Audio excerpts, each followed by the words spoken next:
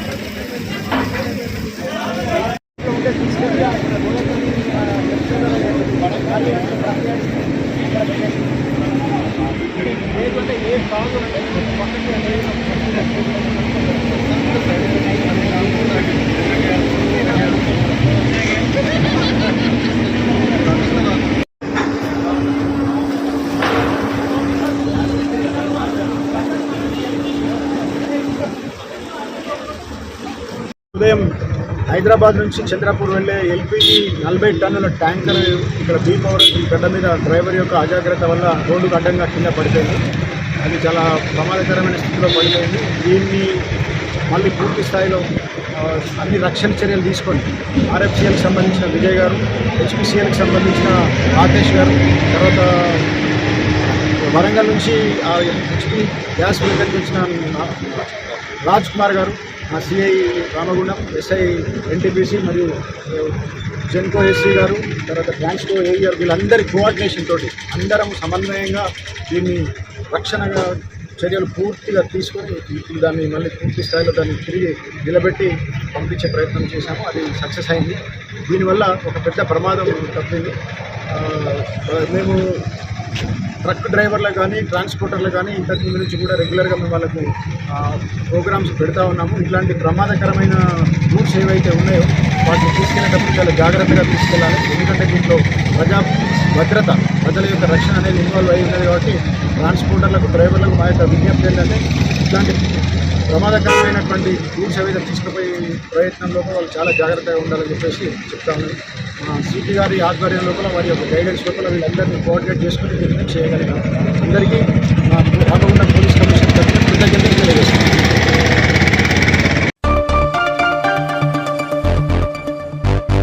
Ramagundam corporation 6వ division Jangalapalli గ్రామంలో ప్రధానమంత్రి మత్స్యగాంధీ యోజన పథకం గురించి అవగాహన సదస్సు జరిగింది. కార్యక్రమానికి ముఖ్య అతిథిగా కేంద్ర ప్రభుత్వ సహకారిక సంస్థ ministry of cooperative Telangana, Andhra Pradesh రాష్ట్రాల ఇన్ఛార్జ్ శ్రీనివాస్ పాల్గొని మాట్లాడుతూ ప్రధానమంత్రి మత్స్యగాంధీ యోజన పథకం గురించి ప్రజలకు వివరించారు. మంత్రి నరేంద్ర మోడీ గారి యొక్క ఆధ్వర్యంలో కేంద్ర సహకార మంత్రిత్వ శాఖని గౌరవనీయులు అమిత్ షా గారి యొక్క నాయకత్వంలో కేంద్ర సహకార మంత్రిత్వ శాఖను ఏర్పాటు చేయడం ద్వారా భారతదేశంలో సహకార వ్యవస్థని ఆర్థికంగా బలోపేతం చేయాలన్న ఆలోచనతోటి ముఖ్యంగా సహకార సంస్థల్లో సభ్యుల భాగస్వామ్యాన్ని పెంచడం ద్వారా సంఘాలలో వ్యాపారాన్ని అభివృద్ధి చేయడానికి, అదేవిధంగా మారుతున్న కాలానికి అనుగుణంగా టెక్నాలజీని వాడుకుంటూ సభ్యులకు కావలసిన అన్ని రకాల సేవలను అందించడానికి వీలుగా, అదేవిధంగా సహకార సంస్థల ద్వారా రైతుల యొక్క ఆర్థిక క్షేమాన్ని, ఆర్థిక శ్రేయస్సుని పరిష్కరించడానికి, వారి పాటుపడటానికి మార్కెటింగ్ వ్యవస్థను కూడా బలోపేతం చేయడం, అదేవిధంగా కామన్ సర్వీస్ సెంటర్స్ అనే పోర్టల్ ని వినియోగించడం ద్వారా సహకార సంస్థల్లో సభ్యులకు అవసరమైన అన్ని రకాల ఈ సేవల్ని అందించడం ద్వారా సహకార సంస్థల యొక్క ఆర్థిక సౌలభ్యతను పెంచడానికి, ఆర్థిక క్రమశిక్షణ పాటించడానికి వీలుగా, ఆర్థిక వ్యవహారాల్లో అంకిత భావాన్ని, జవాబుదారీతనాన్ని పెంచడానికి పూర్తి స్థాయిలో రాబోయే రోజుల్లో భారతదేశ వ్యాప్తంగా 65,000 సహకార సంఘాలలో కంప్యూటరీకరణకు భారత ప్రభుత్వం ఆమోదం తెలిపడం జరిగింది. నబార్డు ద్వారా దీనికి సంబంధించిన ఆర్థిక వనరుల్ని సుమారుగా 650 కోట్ల రూపాయలు భారత ప్రభుత్వం విడుదల చేయడం జరిగింది. అదేవిధంగా ఈ సహకార వ్యవస్థలో ఉండే పాడి పరిశ్రమ, పాల ఉత్పత్తిదారుల సహకార సంఘాలు కానివ్వండి, రైతులకు రుణాలు ఇచ్చే సింగిల్ విండో కోఆపరేటివ్ సిస్టమ్స్ కానివ్వండి, అదేవిధంగా సహకార వ్యవస్థలో ప్రాముఖ్యత వహిస్తున్నటువంటి మత్స్య కార్మికుల సహకార సంఘాలని, వీటన్నిటినీ కూడా సహకార వ్యవస్థలో బలోపేతం చేయాలి, సహకారం ద్వారా సమృద్ధి అనే ఒక నినాదంలో భాగంగా నరేంద్ర మోడీ గారు రాబోయే 2040 నాటికి సహకార వ్యవస్థని దేశ ఆర్థిక వ్యవస్థలో అగ్రగామిగా నిలబెట్టాలి అన్న ఒక ఆలోచనతో రకరకాల కార్యక్రమాలని తీసుకోవడంలో భాగంగా ఈ రోజు పెద్దపల్లి జిల్లా, తెలంగాణ రాష్ట్రంలోని పెద్దపల్లి జిల్లాకి రావడం జరిగింది. ఇక్కడున్న మత్స్య కార్మికుల సహకార సంఘాలు multi state cooperative society act కింద రిజిస్టర్ కాబడిన సంఘం ద్వారా ఇక్కడున్న సభ్యులకి అవగాహన సదస్సులు ఏర్పాటు చేయడం జరిగినది. ఈ సందర్భంగా మరొక్కసారి ఈ భారత ప్రభుత్వం ద్వారా చేపడుతున్న అన్ని కార్యక్రమాల్ని, పథకాలని సద్వినియోగం చేసుకుని సహకార వ్యవస్థ బలోపేతం కావాలని చెప్పి మనస్ఫూర్తిగా కోరుకోవడం జరుగుతుంది. జగిత్యాల జిల్లా బుగ్గారం మండలం బుగ్గారం పట్టణానికి చెందిన ఓటర్ జాబితా విడుదల చేశారు. కార్యదర్శి అక్బర్ ఈ రోజు మాజీ వార్డు మెంబర్తో కలిసి ఓటర్ జాబితా విడుదల చేశారు. అంతేకాకుండా ఎవరికైనా అవకతవకలు ఈ వార్డు నుంచి ఇంకో వార్డు దాని పేరుల తప్పిదాలు జరిగితే సర్దుబాటు అవకాశం తేదీ 14/9 నుండి 21/9 వరకు అవకాశం ఉందన్నారు. మీరు రాతపూర్వకంగా పూర్తి వివరాలు తెలపాలని అన్నారు.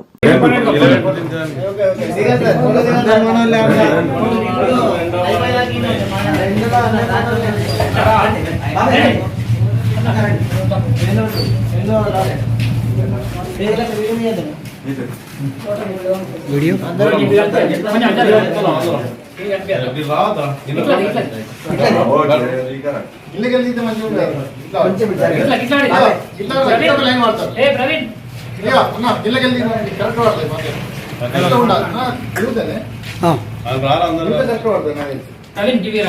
దిగితే మరి అక్కడ ఇంకా జరగను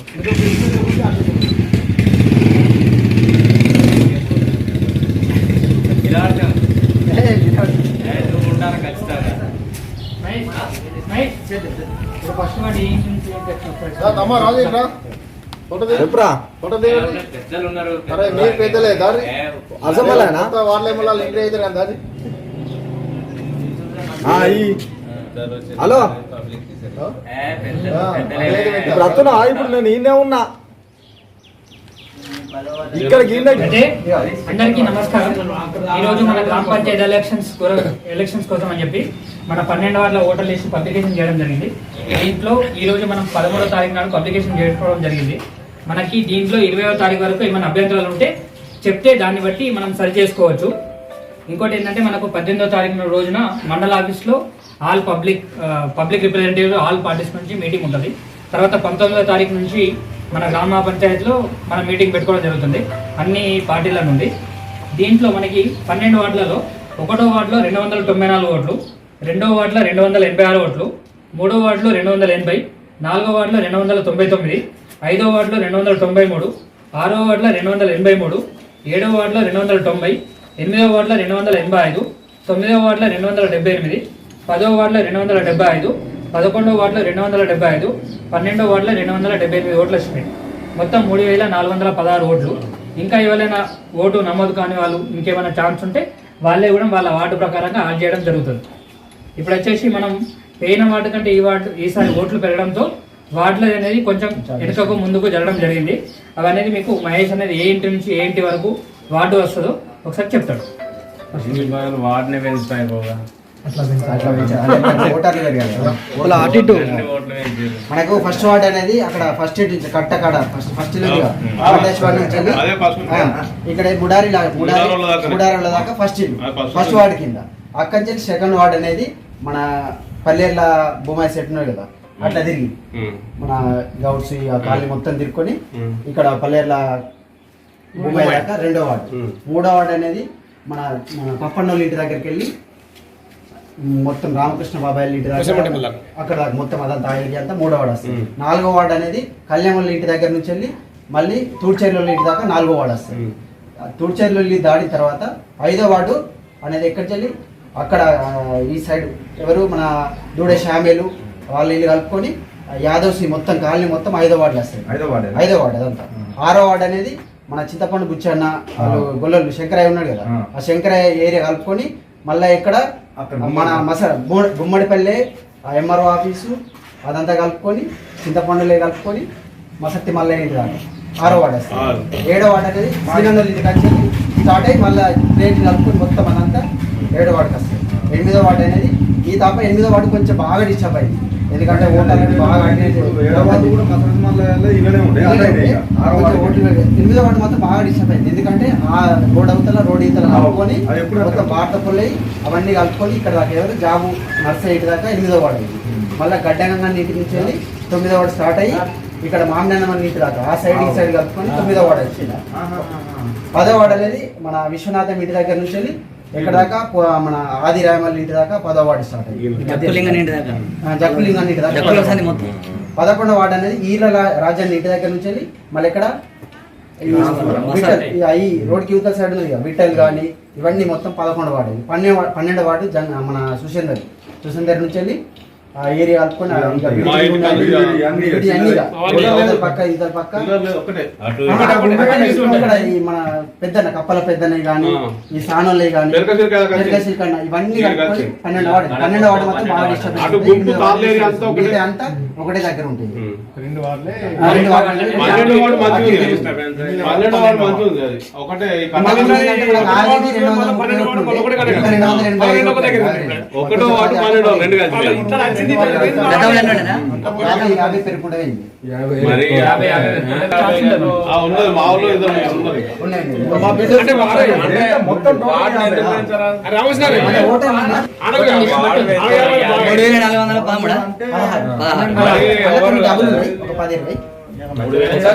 ఇంకోటి ఏంటంటే మన కాలేజీలో ఆల్రెడీ కొంతమంది డబ్బులు ఉన్నాయి వాళ్ళ మనం తీసేయడానికి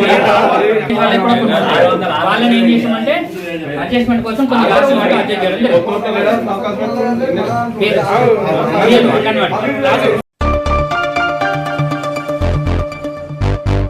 ఖమ్మం జిల్లా ఏన్కూర్ మండలం గార్లవోడి గ్రామంలో వినాయక ఉత్సవాలు అంగరంగ వైభవంగా జరుగుతున్నాయి. వినాయక ఉత్సవాల్లో భాగంగా అన్నదాన కార్యక్రమాలు. ఈ కార్యక్రమానికి ముఖ్య అతిథిగా షెట్పల్లి వెంకటేశ్వరరావు, అదేవిధంగా బుక్యాలాల్ నాయక్, మండలంలోని కొన్ని గ్రామాల మాజీ సర్పంచులు, కాంగ్రెస్ ముఖ్య నాయకులు, కార్యకర్తలు పాల్గొన్నారు. కార్యక్రమంలో పూజారి వినాయకుని పండుగ సందర్భంగా కొన్ని విషయాలు గ్రామ అభివృద్ధి కొరకే మాట్లాడారు.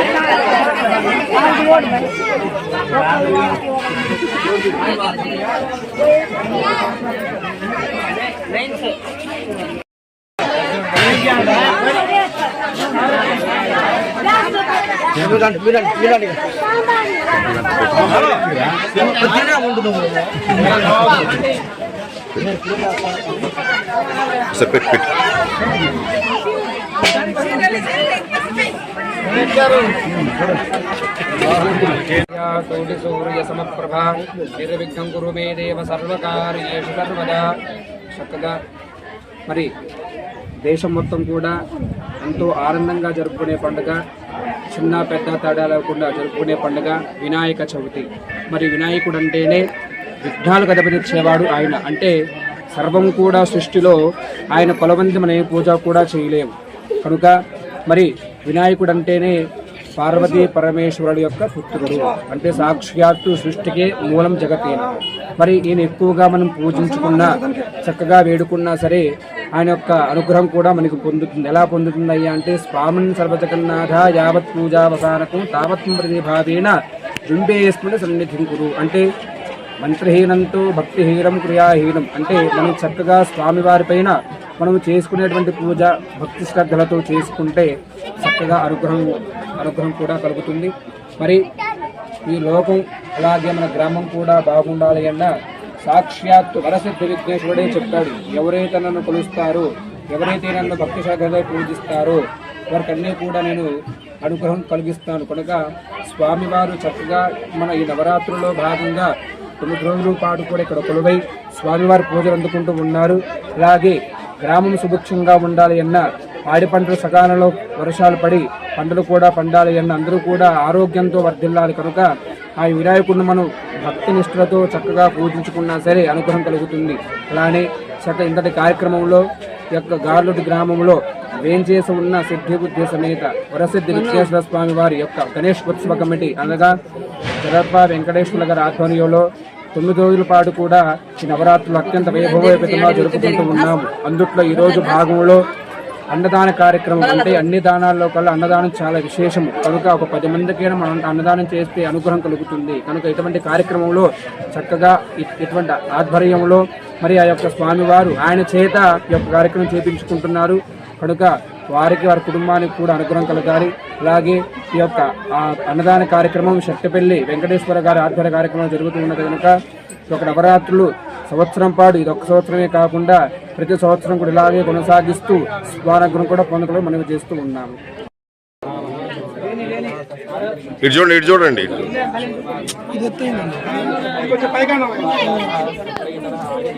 అన్న, నువ్వు గారు రావట్లేదు అన్న.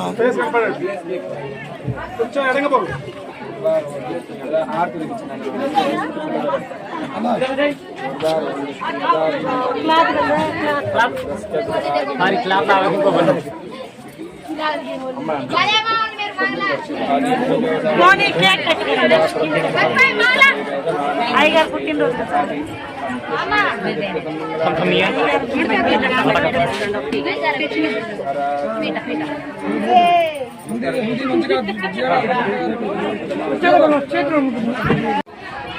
రెండు వైపులు చూడాలి.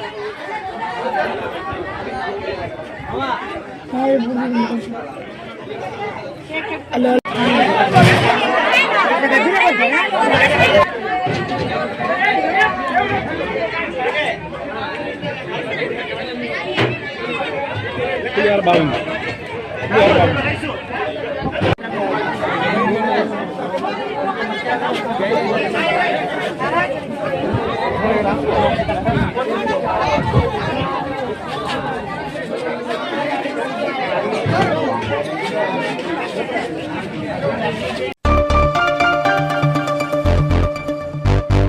ఖమ్మం జిల్లా ఖమ్మం 48వ డివిజన్లో అన్నదాన కార్యక్రమం అల్లె సాయి కిరణ్ ఆధ్వర్యంలో నిర్వహించిన కాంగ్రెస్ కార్యకర్తలు, నాయకులు భారీగా పాల్గొన్న మహిళలు.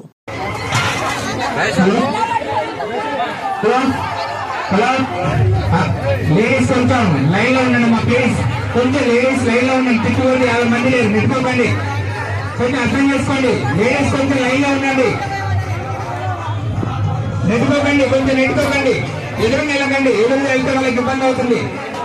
5 నిమిషాలు అంతా క్లియర్ అయిపోద్ది. లైన్ లో ఉన్నారు, మీరు తిప్పి వెళ్తే అవన్నీ లేరు, పెట్టుకుంటున్నారు. వాళ్ళ రోడ్ అవుతున్న లైన్ వాళ్ళు.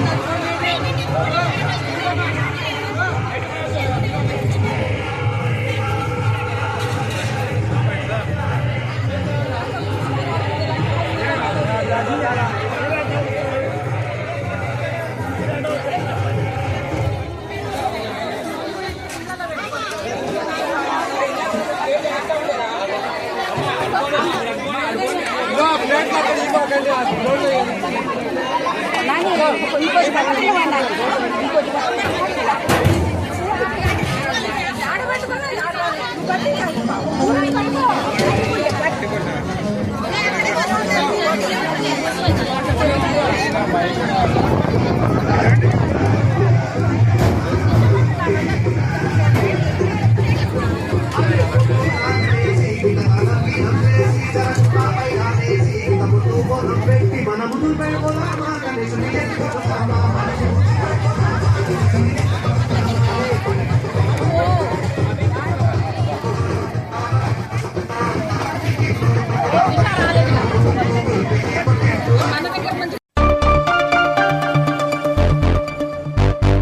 జోగులాంబ గద్వాల జిల్లా మల్దకల్ మండల కేంద్రంలో మద్దలబండ గ్రామానికి చెందిన వ్యక్తి అనుమానాస్పదంగా మృతి చెందాడు. అయితే ఈ చనిపోయిన వ్యక్తిని హత్య చేశారంటూ కుటుంబ సభ్యులు ఆరోపిస్తున్నారు. మృతదేహాన్ని రీపోస్ట్ మార్టం చేయాలని గద్వాల ఐజా రోడ్డుపై గంటకు పైగా ధర్నా నిర్వహిస్తున్న మృతుని కుటుంబ సభ్యులు పోలీసు యంత్రాంగంపై మండిపడుతున్నారు. మాకు న్యాయం జరిగేదాకా శవాన్ని తీసుకుపోయేది లేదంటూ కూర్చున్నారు.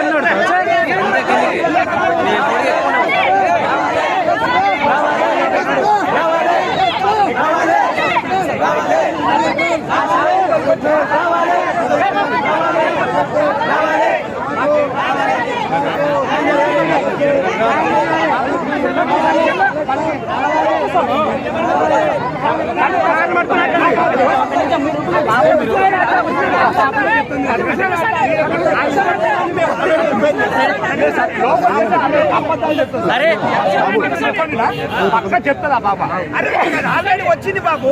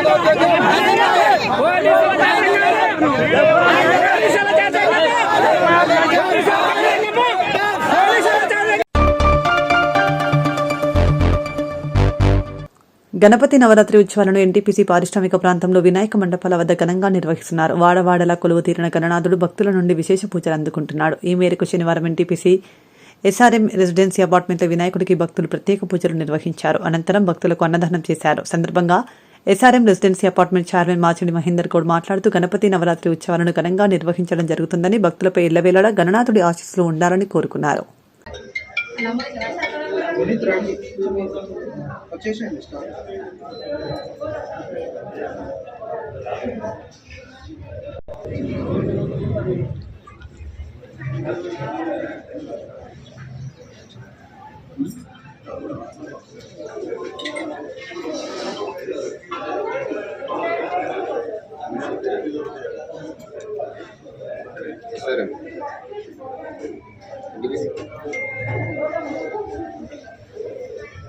महाराज की जय बोलो गणेश महाराज की जय गणपति बप्पा मोरया मोरया रे मोरया गणपति बप्पा मोरया बोलो गणेश महाराज की जय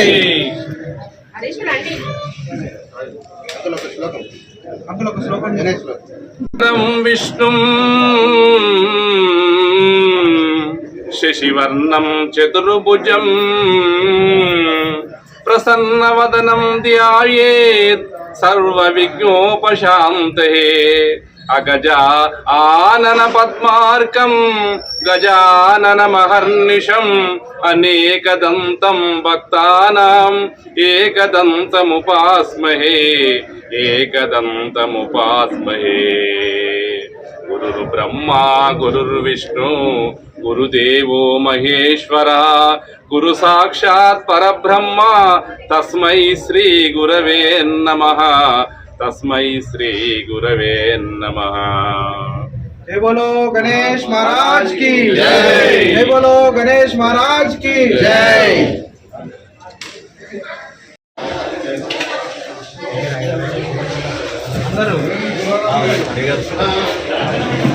गजानन महाराज के बोलो गजानन महाराज के बोलो गजानन महाराज के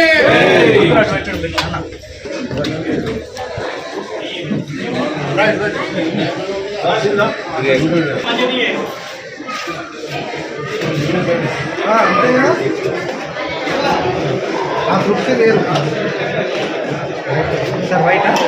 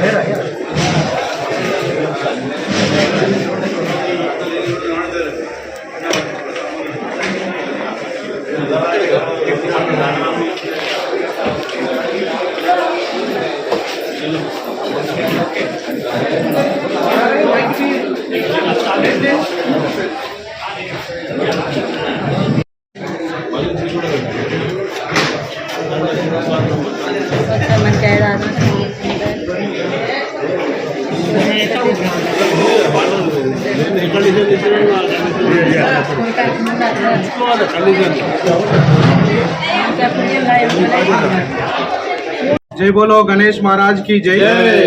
ఈరోజు స్థానిక కృష్ణానగర్ ఎస్ఆర్ఎం రెసిడెన్సీ అపార్ట్మెంట్లో మా ఫ్లాట్ ఓనర్స్ అందరు కలిసి గణేష్ నవరాత్రోత్సవాల సందర్భంగా 7వ రోజైన ఈరోజు అన్నప్రసాదం వితరణం చేయడం జరిగింది. ఇందులో మా అపార్ట్మెంట్ వాస్తవ్యులందరూ, వారి బంధుమిత్రులు మరియు మా పక్కన అనమోల్ నివాస్ అపార్ట్మెంట్ వాళ్ళు మరియు ఇక్కడికి సంబంధించిన వ్యాపారస్తులు, మాకు అన్ని వేళల సహాయ సహకారాలు అందించే మా బంధుమిత్రులు, అన్ని డిపార్ట్మెంట్ల వారు, మరి ప్రెస్ మిత్రులు, ప్రింట్ మీడియా, ఎలక్ట్రానిక్ మీడియా మిత్రులు అందరూ విచ్చేసి మా యొక్క అన్నప్రసాదం స్వీకరించినందుకు ఆ భగవంతుని గణేశుని ఆశీస్సులు అందరికీ ఉండాలని కోరుకుంటూ రామగుండం నియోజకవర్గంలో ప్రజలందరూ సుఖశాంతులతో ఎల్లప్పుడూ గణేష్ ఆశీస్సులు ఉంటాయని కోరుకుంటూ జై బోలో గణేష్ మహారాజ్ కి జై, జై బోలో గణేష్ మహారాజ్ కి జై.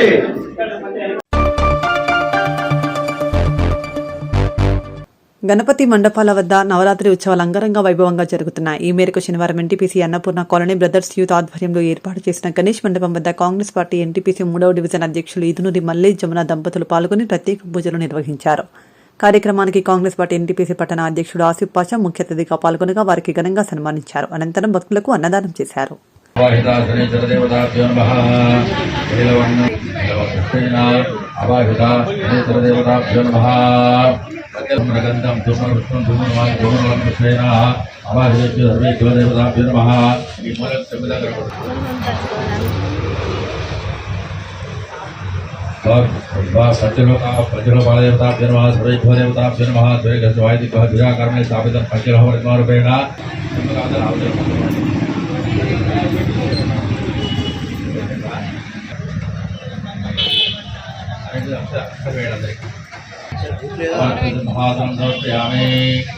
महागणेन महावरणाय महावायवे महाकुबेराय नमः ईशानाय दिक्पालदेवताभ्यो नमः अन्नपुष्पाघ्रान्तरिकल्पयामि आवाहिना यम नमः ब्रह्मकलशे आवाहिता सर्वेभ्यो देवताभ्यो कलशानि अक्षरवेणि ध्यानं समर्पयामि स्वामी कलशानि स्वामी आद्यं मर्ग्यं आत्मनीं दोते यावस्वत मोरसः तस्य भाजी ఇక్కడ స్వామి లేవా నిలబడండి.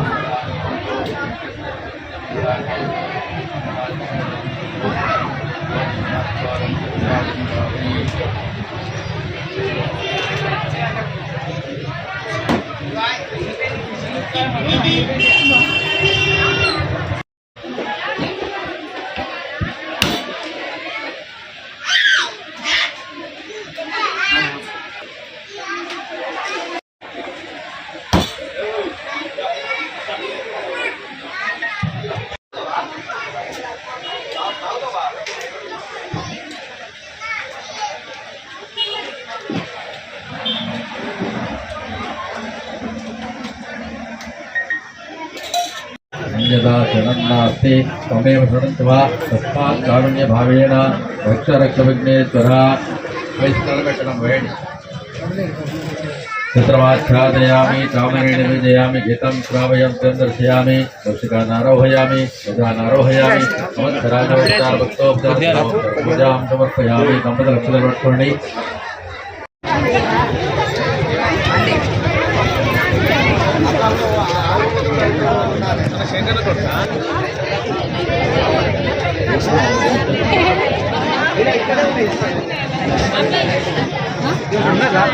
ఓకే లాస్ట్ రోజు మంగళవారం రోజు గట్టిగా ఉంటాడు అందరూ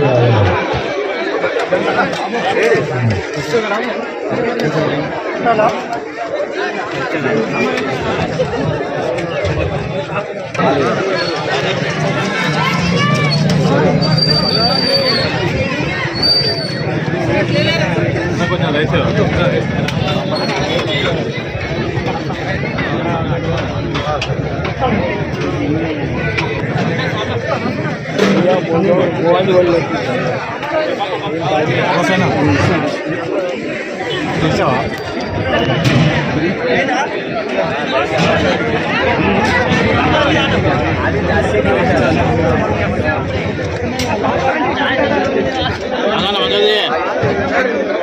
చూడు చెప్పలేదా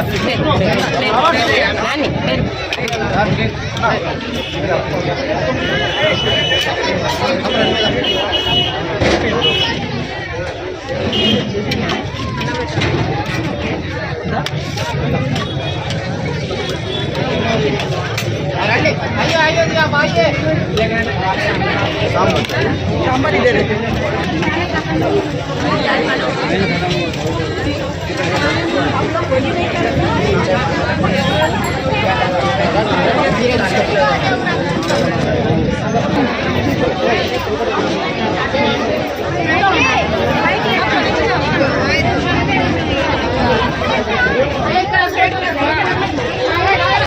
ఈరోజు మా ఎన్టీపీసీ టౌన్ ఆధ్వర్యంలో బ్రదర్స్ యూత్ వారి గణపతి నవరాత్రి ఉత్సవాల్లో భాగంగా మా టౌన్ ప్రెసిడెంట్ ఆసిఫ్ గారి అధ్యక్షన మరియు ముచ్చకుర్తి రమేష్ వారి యూత్ కాంగ్రెస్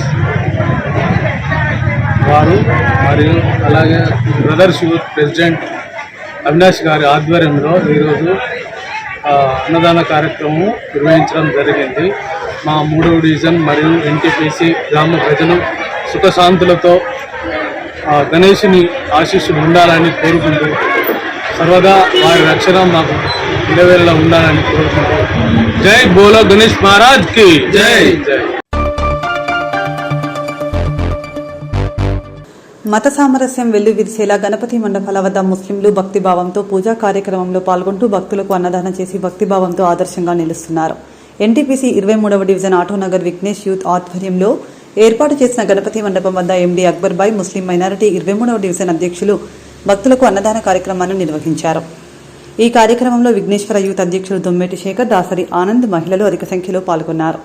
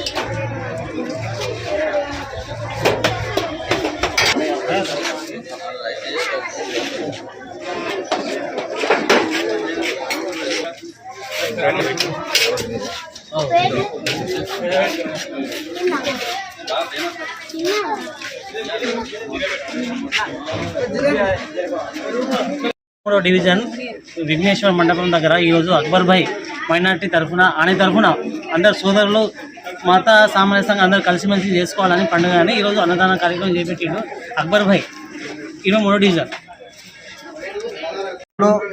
మా విఘ్నేశ్వర యూత్ ఆధ్వర్యంలో అన్నదాన కార్యక్రమానికి ఇచ్చేసిన పెద్దలు గౌరవనీయులు అన్న అక్బర్ భాయ్ గారు, మరి మేము ఒకటే మాట అన్న, మీరు ఈసారి మాకు సపోర్ట్గా ఉండాలి అంటే, తమ్ముడు మీకు ఏం కావాలి, ఎప్పుడైనా మీ అండగా ఉంటా, మీకు ఏం కావాలి చెప్పండి అంటే, అన్న మీ ద్వారా మాకు అన్నదానం కావాలంటే ఓకే నేను చేపిస్తా అని చెప్పి ముందుకు వచ్చి మమ్మల్ని ప్రోత్సహిస్తూ, అన్న ఒక ముస్లిం అయినా కానీ మా కోసం మనం అంతా ఒకటే, మనుషులమంతా ఒకటే, మనం అందరం కలిసిమెలిసి ఉండాలి, ఒక పండుగ వాతావరణంలో పండుగ జరుపుకోవాలని చెప్పి మరి అక్బర్ భాయ్ మాకు కుల మత భేదం లేకుండా మనం అందరం ఒక ఈక్వల్గా ఉండాలి, మంచిగా చెడైనా అందరం కలిసిమెలిసి పండుగ చేసుకోవాలని చెప్పి అక్బర్ భాయ్ అన్న మాకు సపోర్ట్గా ఉండి ఈరోజు అన్నదాన కార్యక్రమం చేయడానికి ఇచ్చేసిన గౌరవనీయులు అన్నగారికి మా యొక్క కమిటీ మెంబర్ అధ్యక్షునిగా, మరి మహిళా పెద్ద మనుషులకి మా యొక్క విఘ్నేశ్వర యూత్ ఆధ్వర్యంలో ప్రతి ఒక్కరికి పేరు పేరున ధన్యవాదాలు తెలియజేస్తున్నాం. ఇదే కార్యక్రమాన్ని మరి అలాగే ఇంకా ముందెత్తున మంచి మంచి కార్యక్రమాలు తీసుకోవాలని చెప్పి మనస్ఫూర్తిగా కోరుకుంటూ మీ శేఖర్ మా యొక్క విఘ్నేశ్వర యూత్ తరఫున ప్రతి ఒక్కరికి పేరు పేరున ధన్యవాదాలు తెలుస్తున్నాం. ప్రజల ఆశీస్సులతోనే కాంగ్రెస్ ప్రభుత్వం ఏర్పడిందని డిప్యూటీ సీఎం బట్టి విక్రమార్క అన్నారు. రుణమాఫీపై బీఆర్ఎస్ నేతల వ్యాఖ్యలు దయ్యాలు వేదాలు వల్లించినట్టున్నాయని డీవై సీఎం బట్టి విక్రమార్క విమర్శించారు. ప్రజల ఆశీస్సులతో కాంగ్రెస్ ప్రభుత్వం ఏర్పడిందన్నారు. 来。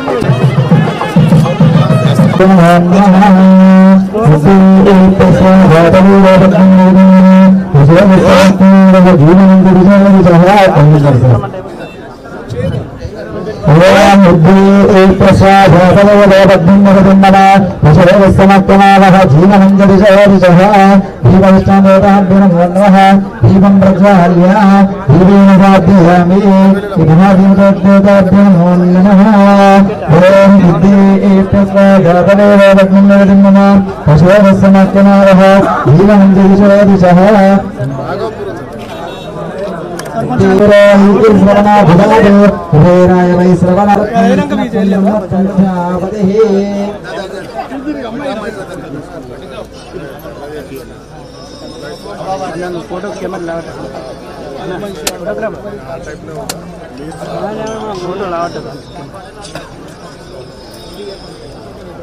గోవింద్ వస్తుందా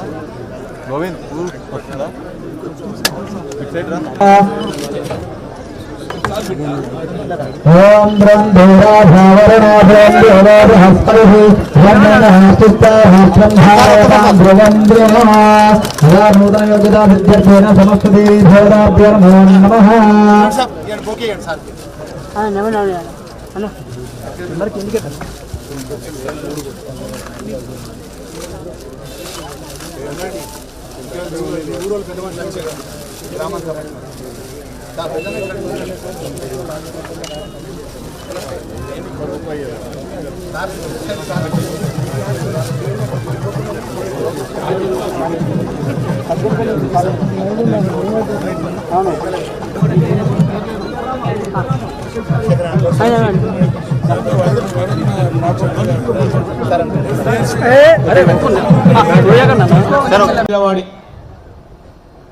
చాలా సంవత్సరాలుగా 10 సంవత్సరాల కాలం పాటు వేచి చూసిన రైతు సోదరులకు ఏం మేలు చేయాలని పొద్దుగాల వస్తాడు 7 గంటలకు మెల్లగా 3 మంచిగా ఉంటుంది కనుక సార్ మీరు ఫోన్ చేయాలి బట్టి విక్రమార్క గారికి కలెక్టర్ గారికి ఫోన్ చేయాలి ఆ రికార్డులు పంపించేటట్టు చేయాలంటే పొద్దున్నే వచ్చింది కదా ఎన్ని పనులను చేయాలని ఒకటి మెల్లగా చెప్తాడు మీ గ్రామాలకు సంబంధించి ఈరోజు 18 కోట్ల పరంగా ఈ 8 నెలల కాలయముల దాదాపు మా దగ్గరికి కానీ బట్టి గారికి కానీ 18 సార్లు వచ్చింది.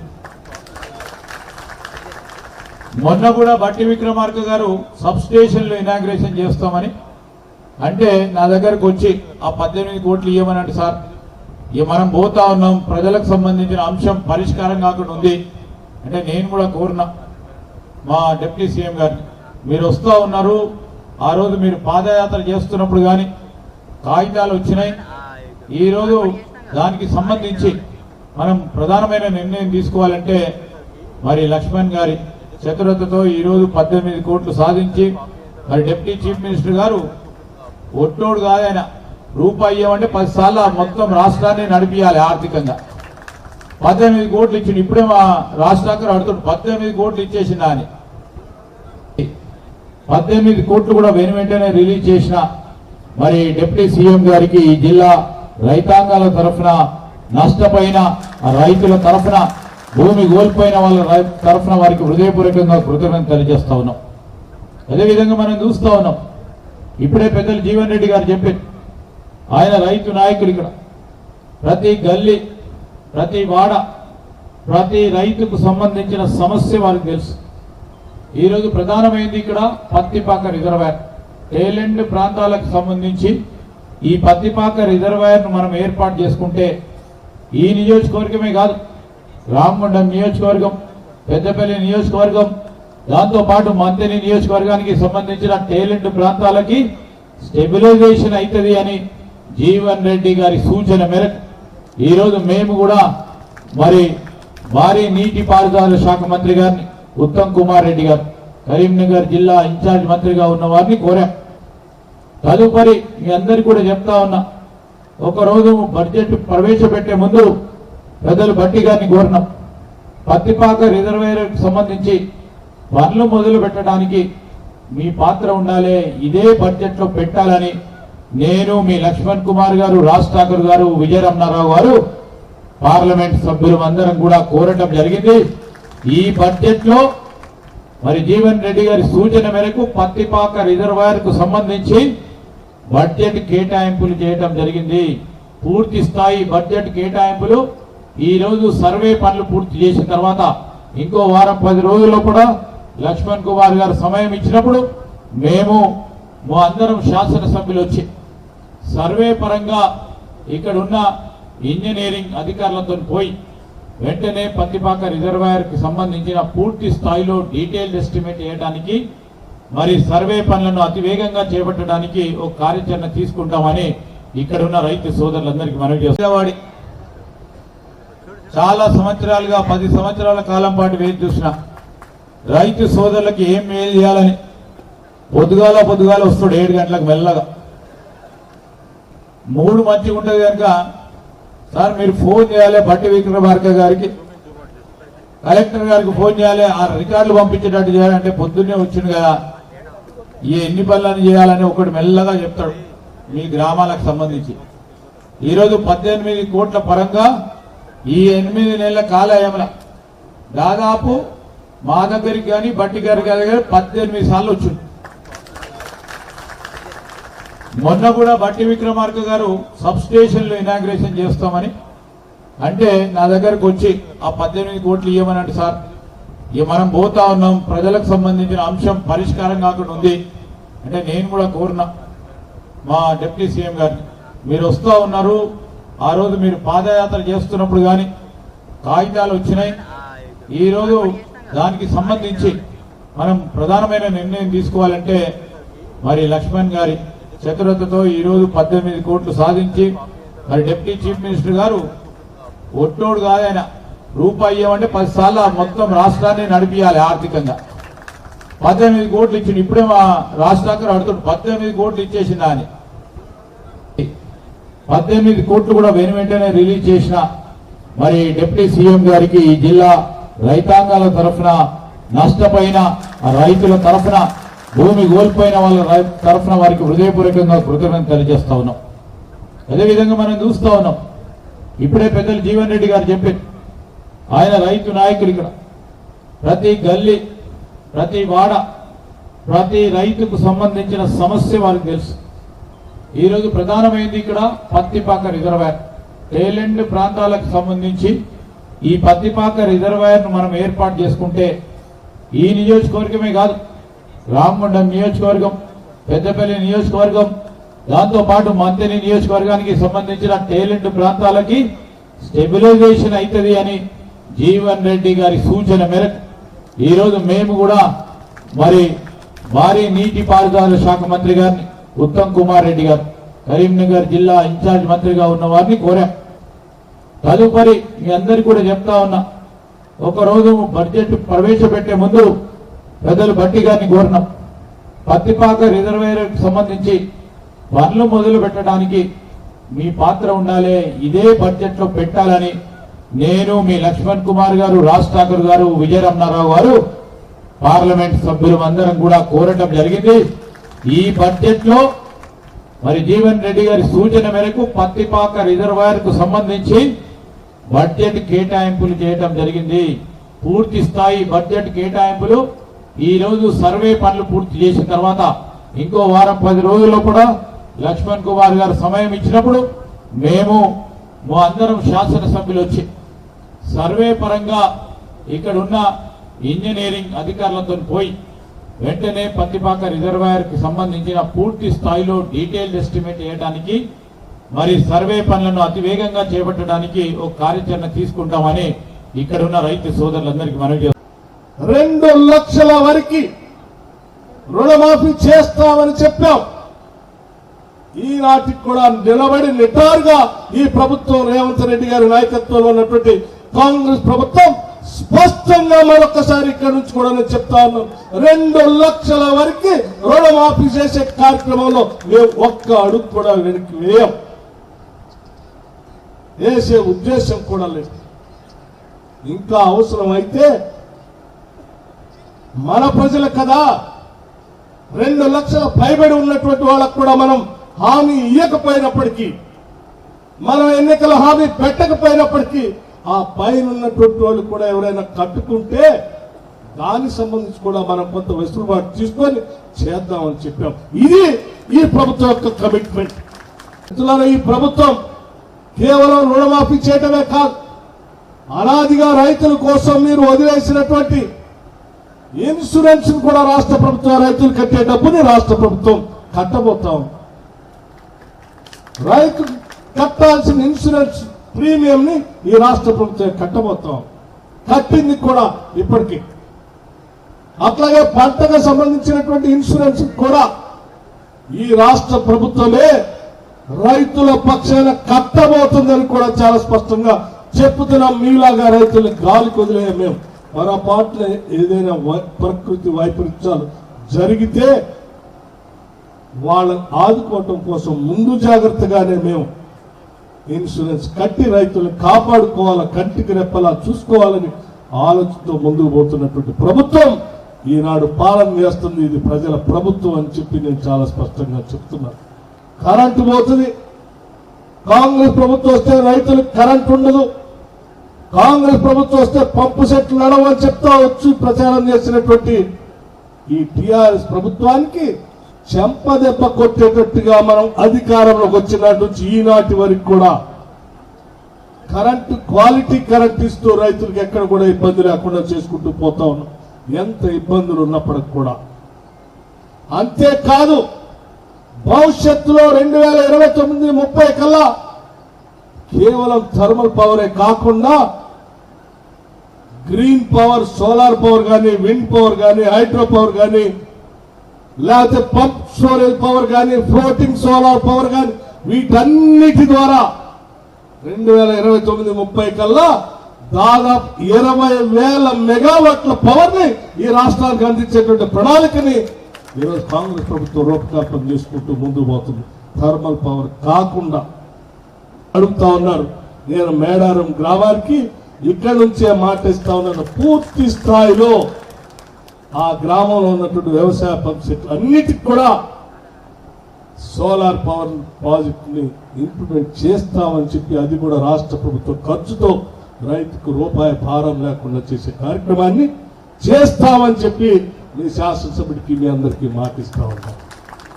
0 బిల్లు ఇస్తామని చెప్పిన మాట ప్రకారం మార్చి 1వ తారీఖు నుంచి బిల్లు ఇస్తూ వచ్చాం.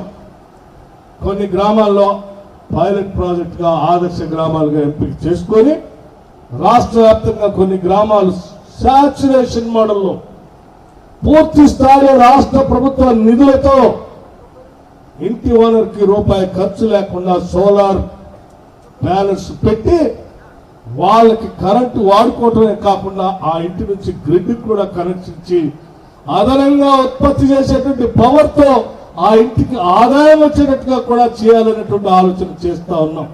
ప్రతి దగ్గర కూడా ఎక్కడ 1 రూపాయి ఆదాయం ఎట్లా వస్తుంది, వచ్చిన ఆదాయాన్ని గ్రామీణ ప్రాంత ప్రజలకు ఎట్లా అందించాలనేటువంటి ఆలోచనతో ఈ రాష్ట్ర ప్రభుత్వం ముందుకు పోతుందని చెప్పడానికి ఉదాహరణగానే నేను ఈ స్కీమ్స్ ముందు ఈరోజు చెప్పాను.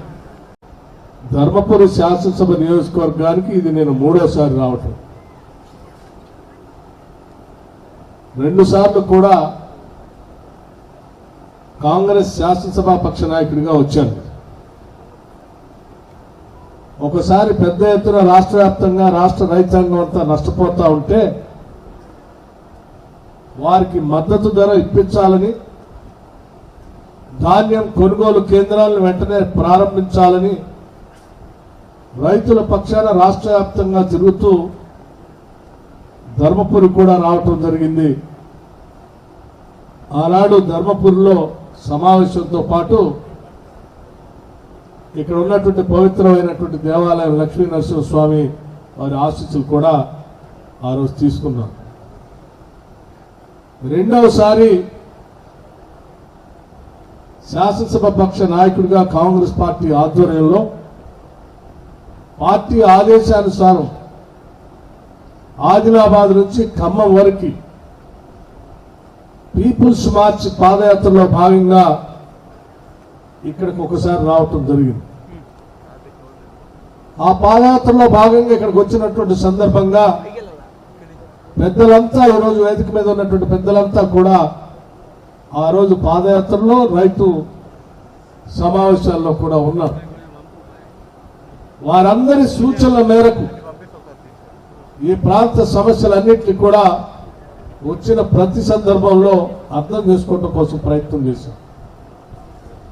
ఈరోజు మీ అందరి ఆశీస్సులతో రాష్ట్ర ప్రజలంతా కూడా ఇందిరమ్మ రాజ్యం రావాలని, ప్రజాప్రభుత్వం కావాలని కోరి కొట్లాడి తెచ్చుకున్న తెలంగాణ రాష్ట్రం అంతా కూడా ప్రజల కోసమే పనిచేసే ప్రభుత్వం ఉండాలని, ఇక్కడ ఉన్నటువంటి ఆస్తులు, వనరులు, వ్యవస్థలు అన్ని కూడా ప్రజలకు చెందకుండా దోపిడీ చేస్తున్నటువంటి ఆనాటి టీఆర్ఎస్ బీఆర్ఎస్ ప్రభుత్వాన్ని పూర్తిగా బంగాళాఖాతంలో పడేసి ప్రజాప్రభుత్వం తెచ్చుకోవాలని మీరు అందరూ ఆశించి ఆశీర్వదిస్తే ఈరోజు కాంగ్రెస్ ప్రభుత్వం ప్రజాప్రభుత్వం ఏర్పడిన తర్వాత మళ్ళీ ఈ రాష్ట్ర ఉప ముఖ్యమంత్రిగా మీ అందరి మధ్యకి వచ్చారు.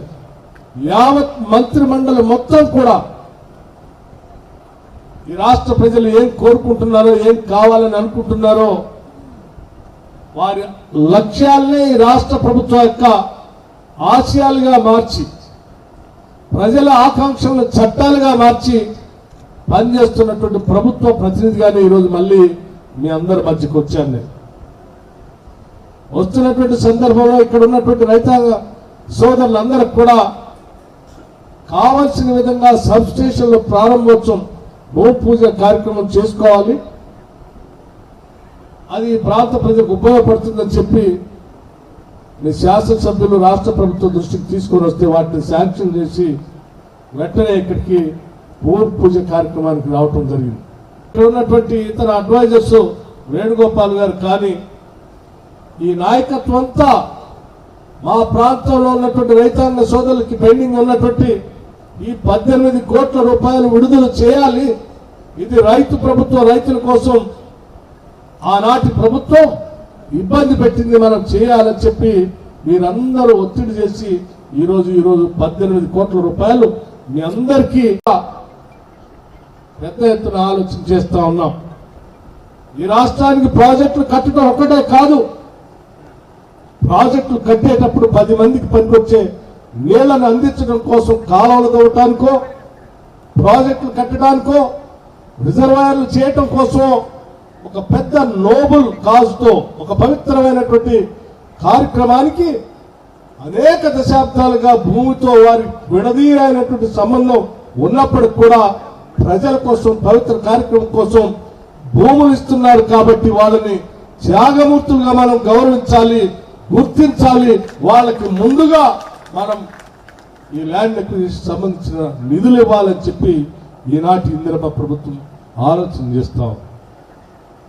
అందుకోసమే ఈరోజు పెద్ద ఎత్తున రాష్ట్ర వ్యాప్తంగా ప్రాజెక్టులు ఎక్కడెక్కడైతే చేపడుతున్నామో ఆ పరిసర ప్రాంతాల్లో భూములు ఇచ్చినటువంటి ప్రజలందరికీ సంబంధించిన ల్యాండ్ అక్విజిషన్ నిధులకి అత్యంత ప్రాధాన్యత ఇచ్చి వారికి నిధులు విడుదల చేసేటువంటి కార్యక్రమంలో ఈరోజు ఇందిరమ్మ రాజ్యం ఉందని చెప్పడానికి ఇది ఉదాహరణగా నేను మీ అందరి దృష్టికి తీసుకొని వస్తా ఉన్నాను.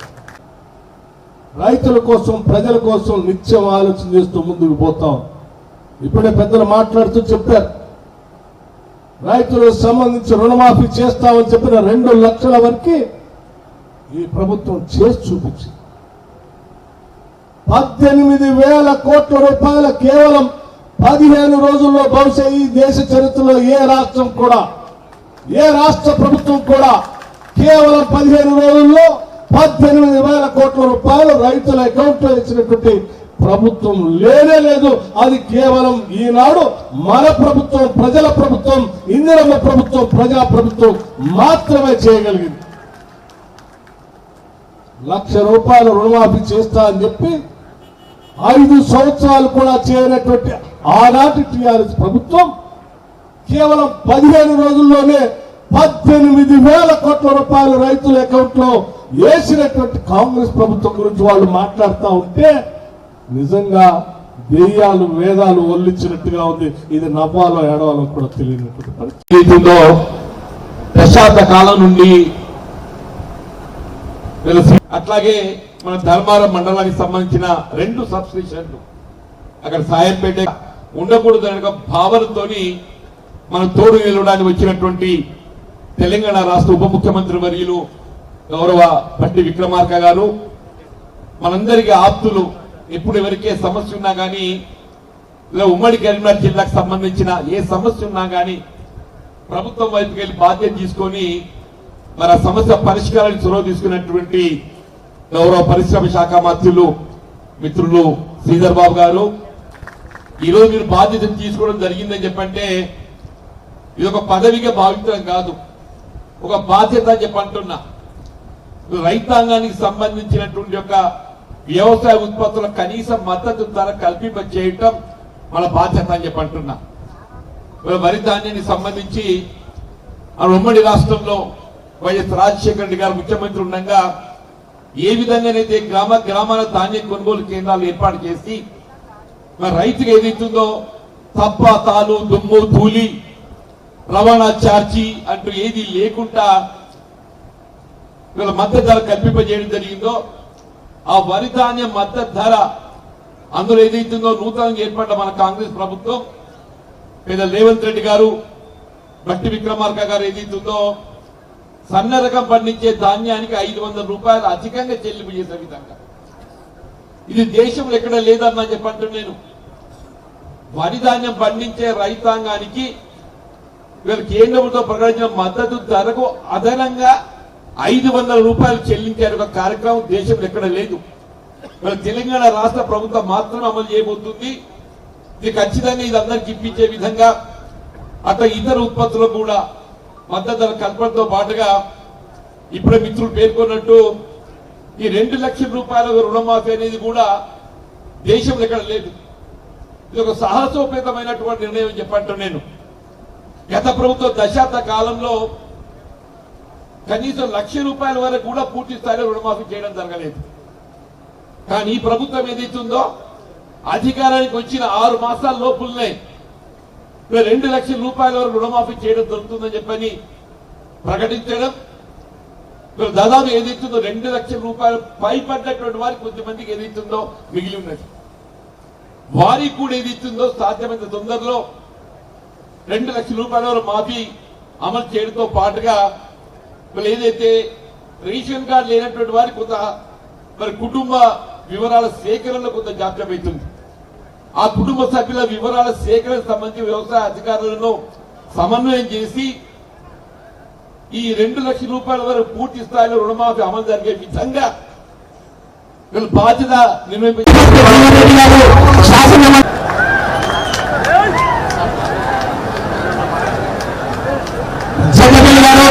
అదేవిధంగా పెద్దపల్లి శాసనసభ్యులు వచ్చి సాధారణంగా ఆహ్వానిస్తున్నాం. పెద్దలకు దినేష్ గారు భట్టి వారికి శారద సన్మానం చేస్తున్నాం. భట్టి ఒక పేరు కూడా తెలిస్తే దయచేసి పేరు కూడా ఇస్తా ఉండండి.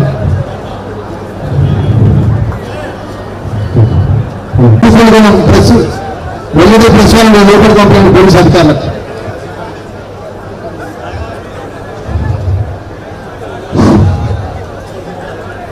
మిత్రులందరూ కూడా అమ్మా కూర్చోండి.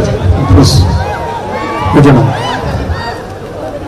పరిస్థితుల్లో డబ్బులు కావాలని చెప్పి ఆ చెట్లం గ్రామానికి సంబంధించిన 126 ఇళ్లకు సంబంధించిన ఓడినా గెలిచిన ఆ లక్ష్మణ సంస్థ నమ్ముకొని మిమ్మల్ని నమ్ముకున్న సందర్భంలో పట్ల మా భూ నిర్వాహకులకు సంబంధించిన సమస్య విషయంలో పట్ల గౌరవ ముఖ్యమంత్రి గారు పార్లమెంట్ అడగంగానే ఒక రిప్రజెంటేషన్ కాపీ ఇవ్వగానే మా అన్న నిజంగా జన్మనంతో కాంగ్రెస్ పార్టీ జెండా నట్టుకొని కాంగ్రెస్ పార్టీ నమ్ముకొని ఓడినా గెలిచిన మీ మధ్యలో నాయకునిగా మీ కార్యకర్తగా మీ అన్నగా మా నిర్వాహకులకు సంబంధించిన సమస్య ఇట్లా ఉన్నది అని చెప్పి శ్రీధర్ బాబు తోని బట్టి విక్రమార్క అన్న అడిగితే లక్ష్మణ్ గో హెడ్ 18 కోట్ల రూపాయలు రేపు నీ అకౌంట్లో చేపించే బాధ్యత నాది అని చెప్పాను. ఒక్కసారి మన వారి పెద్ద వేలాది మంది వచ్చిన కాంగ్రెస్ పార్టీ కార్యకర్తల కుటుంబ సభ్యులందరూ కూడా చేతి ఒకసారి లేచి చప్పట్లతో వారందరికీ అభినందన తెలియజేయాలని మనస్ఫూర్తిగా ప్రతి ఒక్కరికి చేతులు జోడించి మనం తీసుకుంటా ప్రతి ఒక్కరి కుర్చీలకం చేసి పెద్ద ఎత్తున బట్టి కృషి గారికి మారి ఠాకూర్ గారికి పెద్దలందరికీ కూడా బ్లాక్ లో కూర్చున్నారన్న ఒక 10 మంది వస్తే పెద్ద చిన్న జంబో చెక్ ప్రదానం చేద్దాం. జంబో చెక్ ప్రదానం చేసిన తర్వాత ఆ ధర్మపురి లక్ష్మణ స్వామి దయతో ఆ కోర్టు జీవన్ రెడ్డి గారికి మా ముఖ్యంగా మా ఉప ముఖ్యమంత్రి మీ నాయకత్వంలో గౌరవ ముఖ్యమంత్రి నాయకత్వం ఆహార దిశలో కష్టపడి ఎందుకంటే ఈ రోజు మన ముఖ్య అతిథి గారు చాలా మంత్రి వారి ద్వారానే ఈ రాష్ట్రం నడుస్తుంది. గడిచిన 10 సంవత్సరాల క్రితం అయినా కానీ ఈ రోజు వారికి పత్ని పేరు చదువుకుంటూ మీరు చెప్పి ఉచ్చరించాలి. ఈ 487 సంఖ్య ద్వారా నియమించబడిన ధర్మారం వ్యవసాయ మార్కెట్ కమిటీ పాలకవర్గాన్ని స్వాగతిస్తూ ముందుగా చైర్మన్ గారు ప్రమాణ స్వీకారం చేస్తున్నారు. నేను తెలంగాణ ప్రభుత్వం చేత వ్యవసాయ మార్కెట్ కమిటీ ధర్మారం. ఇంతటితో వార్తలు సమాప్తం. నమస్కారం.